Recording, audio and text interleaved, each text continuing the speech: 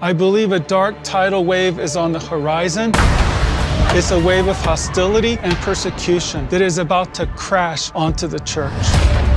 We have been conditioned not to expect persecution. It's because I know how dangerous, how difficult persecution can be that I have such a sense of urgency for the United States. I'm focusing on preparation of the heart to be faithful till the end. Hello again, everyone. Thank you for joining me in the final session on preparing to stand. Throughout this series, I've been open about how enduring persecution can be very difficult. Now in this session, I want to encourage you with some of the positive results, call them unexpected blessings that can come from this. But first, I want to summarize some of the risks and the steps we have talked about so far. In this series, I've highlighted 4 dangers that can knock us out if we're not prepared for the pressure of persecution. There's a danger of acting according to fear, of the heart becoming offended toward God, of pursuing pleasure as an escape, and of being derailed by deception. I've also suggested 6 steps that prepare our hearts to stand. Step 1 is talk about persecution. Adjust our mentality so we're not caught by surprise. Step 2, develop fear of God in a right perspective. And this is the best way to counter fear of man. Step 3, pursue the heart of God. This is the most important thing we can do. It underlies obedience, it fuels perseverance, and it's the best way to overcome offense. Step 4, build perseverance. This is how we persist under pressure, and it strengthens us against the temptation to escape through pursuing pleasure. Step 5, build community. And step 6, guard the word. These 2 together are safeguards for us, our families and churches against sliding into deception. Now, on to what we can expect if we put these steps into practice and remain faithful under pressure. I'm going to talk about 10 of these blessings. First, I want to highlight how persecution can draw us closer to Jesus. Number 1, I love Jesus even more now because I suffered for him. I said earlier that what best prepared me for the trials I went through was my pursuit of God's heart, the years of building intimacy with him. Because I loved God, I was willing to take risks for him, to invest my resources in his work, to suffer for him. Love drives sacrifice. But I also found that my sacrifice in the end fueled a more intense love. As I suffered for Jesus, my love for him grew stronger and more committed. In a way, this doesn't make sense. I've been hurt. I was damaged. But on the other hand, I now have more invested in this relationship. I paid a high price. It cost me. And because of this, it's even more precious. Suffering for God can build our love for God. Number 2, as I've explained, I felt very distant from God, even abandoned by him during my time in prison. I talk about it as experiencing the silence of God for 2 years, a dark night of the soul. And so I was really surprised when I realized that I came out of prison with a deeper intimacy than I'd had before. It's a different intimacy, one that comes from being tested. My love for God was severely tested, but I passed the test and came out with a proven love, proven to me, proven to others, and proven to God. And here's the result. It gives me a different level of confidence in my relationship with God. And God also trusts me at a different level now because I remain faithful under pressure. The testing and proving of our love brings us into a more confident intimacy with God. We can emerge as closer friends of God. Number 3, I pursued God with an unusual desperation because of the pressure I was under. I've never been so God-focused in my life. I've never spent so much time praying as I did in prison, hours and hours a day talking with God, pressing into him, surrendering myself to him. The truth is that pressure pushes us to run after God in a way that we don't normally do.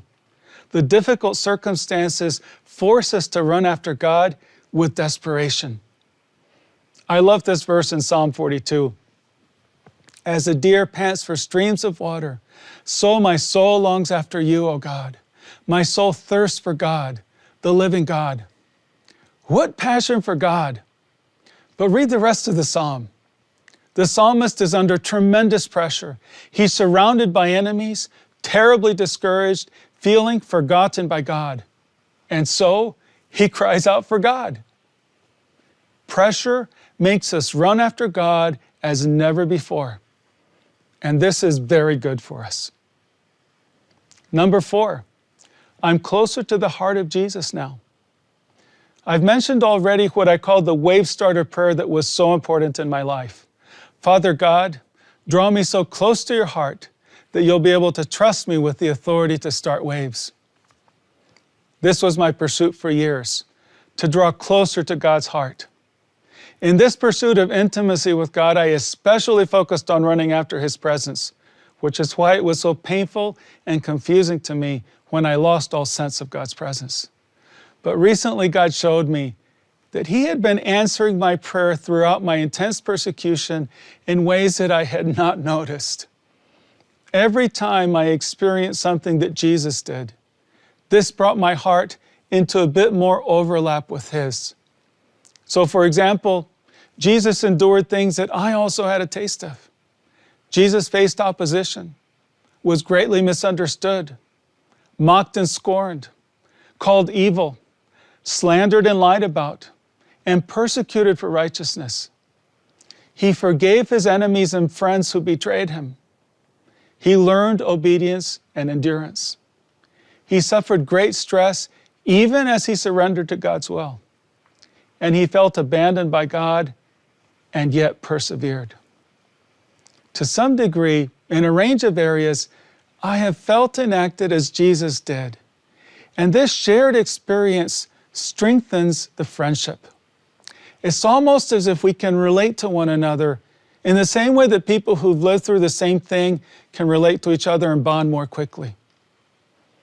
There's immediate understanding that doesn't need to be explained. In some way, this happens with Jesus. Experiencing the hardships that Jesus did draws us closer to His heart.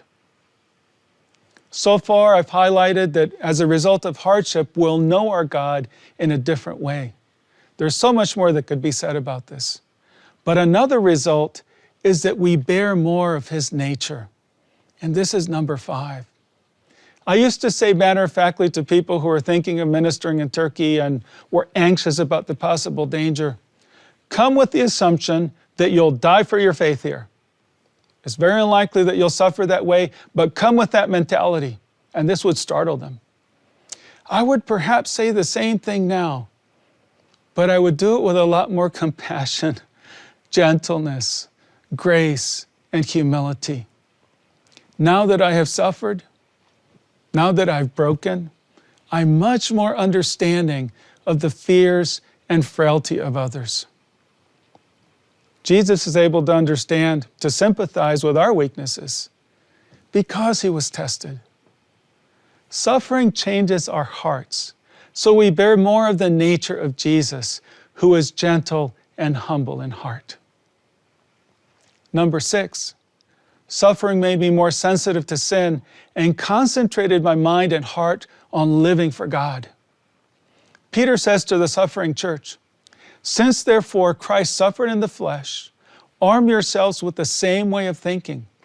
For whoever has suffered in the flesh has ceased from sin, so as to live for the rest of the time in the flesh, no longer for human passions, but for the will of God." I don't have time to explore how this happens, but I can tell you that it does. After paying a high price for my allegiance to Jesus, I recoiled at that which would compromise, dilute, devalue, stain this sacrifice. Together with this, I think that the battle to be faithful, the concentration, the focus, and the discipline this required, it trained my heart. I'm very aware that I'm sinful and susceptible to sin. But because of suffering, I'm more focused than ever on living for God. I highlight this because God is going to use difficulties to purify His church. And He must purify the church because Jesus will have a pure bride. Suffering trains us to reject sin and to live for God, a deep and long-lasting reorientation of the heart. Number 7, I learned perseverance at new levels because of suffering. The truth is that suffering builds perseverance. And this is so important to God that Paul tells us that we should even rejoice in our suffering for this reason. And James says, the testing of your faith develops perseverance. Allow perseverance to finish its work so that you may be mature and complete, not lacking anything. Every time we flex the muscle of perseverance, we become stronger and more determined. And this prepares us to stand in even more difficult circumstances. A friend of mine has compared the pressures recently unleashed on the world as swimming against a 1-mile-an-hour current. And God is using these pressures to prepare us to swim against the 5-mile-an-hour current that is coming, and even the 10-mile-an-hour current. Early in my imprisonment, a friend pointed me to some verses in Jeremiah. The prophet Jeremiah has been complaining to God, "Why are you testing my heart with difficulty, and yet others have it so easy?" And God answers, "If you have raced with men on foot and they've worn you out, how can you compete with horses?" I understood Jeremiah. I also had been complaining, but I really didn't like this message that God allows hardship to prepare me so that I can be entrusted with even more difficult assignments. Compete with horses? I don't want to compete with horses. But sometimes we don't have a choice. Suffering teaches us perseverance so that God can trust us with difficult assignments. Friends, simply being faithful to God in persecution is enough. That's what God asks of us. And in fact, it's a significant victory. But as we aim for this, persecution often puts us on display. Number 8, persecution puts us on display for other believers. I've mentioned how my mother said to me, there's a long line of people who've suffered for Jesus Christ. It's a very long line that stretches back 2,000 years. My son, it is now your turn to stand in that line. As my imprisonment dragged on, I tried to strengthen myself by thinking often of the line that stretched before me, the great cloud of witnesses. I would say to myself, if they did it, I can do it too. But I also became keenly aware that others would come after me, and that I needed to leave them an example of faithful endurance. I had to stand in that line and endure. We leave an example for other believers. Number 9, we are also on display for unbelievers. And this is a powerful witness because it is so costly. So prepare to be put on display. I know what this is like. I ended up on display not only for other prisoners and for my guards, but eventually before all of Turkey, and even before millions around the world. I love what the prophet Daniel says about those living in the most difficult times, times like we will face. But the people who know their God shall stand firm and take action. If you know your God, you shall stand firm. This is what I've been emphasizing, knowing our God. If you want to stand firm, then know your God. And God is certainly interested in our standing firm, but He actually wants us to go beyond this. God's people will stand firm and take action. Some translate it as they will stand firm and carry out great exploits. So we're meant not merely to survive in times of pressure, we're also meant to carry out assignments for God. But first we have to stand. If we don't stand, then God won't be able to use us. So prepare to be on display. We are children of light. Light shines in the darkness. It's on display. And those who want to escape the growing darkness will know whom to go to for life. They will come to us. This brings me to the last result I want to emphasize, number 10. Those who endure persecution will be greatly rewarded for eternity. We tend to de-emphasize reward. Maybe one reason is that we don't want to appear to be motivated by personal gain. The common picture is that we'll receive a crown and then cast it down at the feet of Jesus. But the Bible doesn't actually teach this. Jesus emphasizes reward. He urges us to live in such a way as to gain this reward. And to those who suffer persecution, he says, your reward will be great. What we do here really does matter for eternity. There are people who are famous in this life who are not known in heaven. And there are people no one has heard of in this life who are sitting next to Jesus, and they're greatly honored. We may not care about reward and honor now, but I think this is because of our ignorance. We don't realize how important it is to God, but we will greatly value it throughout eternity. And the measure of reward is linked directly to how we handle persecution.